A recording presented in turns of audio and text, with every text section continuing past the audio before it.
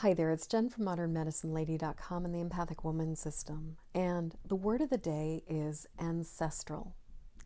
So right now, as I'm recording this video, we're coming up to Halloween, which is also known as Samhain, that's the ancient Celtic New Year, as well as Dia de los Muertos. And in many different cultures, it is believed that this is the time of year when the veil between the worlds of the living and the dead is the most thin, when there is an intermingling of spirit and form, and where we have a much easier time of connecting to those who've crossed over and connecting to spirit, and particularly to connecting with and communicating with our beloved dead. And so as a result of this, what I have found is that this is a particularly good time to do our work on our ancestral lines, particularly on healing the stuff that has been carried around for centuries, for generation upon generation. Because one of the things that we are discovering more and more is that we actually will carry the imprint of experiences, the imprint of trauma in our DNA, and it can be passed from one person to another person, even if we've never ever had that experience. So we basically can inherit fear, we can inherit grief, we can inherit all kinds of different things.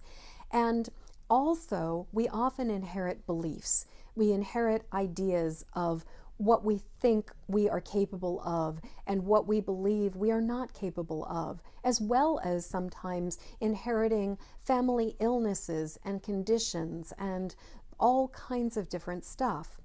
And so this time of year is an especially effective time for us to go back and do work on our ancestral lines, and go back and do some work to help it to heal, to reconcile it, to resolve it.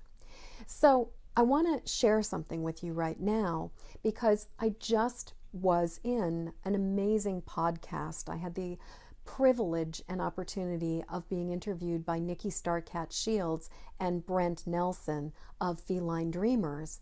And we talked for a good while all about how to really work with the ancestors.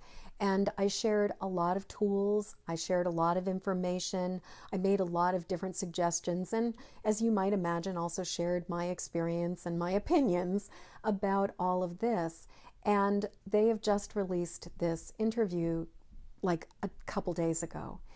And I'm going to be including a link for how you can access this podcast in this video right now, because I would really love for you to check it out. I'm really pleased with it. And if you check it out, I've also created a whole bunch of bonus material for people who really want to start diving in and doing the work with their ancestors. So my question to you right now is, what do you think are some of the beliefs, some of the ideas, some of the agreements that your ancestors have made that are still affecting you right now? And what would it be like to transform that? How would your life be different if you were not limited by stuff that your family line has been carrying for hundreds, if not thousands of years? So I would love to hear what you have to say about all of this. So please leave a comment below. And until next word of the day, I am wishing you peace, I am wishing you ease, and I am wishing you a very blessed holiday season as the veil between the worlds becomes most thin. And please go check out the link below with Feline Dreamers for this podcast that I am so excited about, and also go check out the bonus material that I'm offering. And I will be eternally grateful for you to help me get this out into the world, because I really do think that this podcast is something that people could benefit from. And so I will be so grateful if you would please like this, please share this, and please pass it along to other people who would find it useful. Thank you so much, and until tomorrow, peace.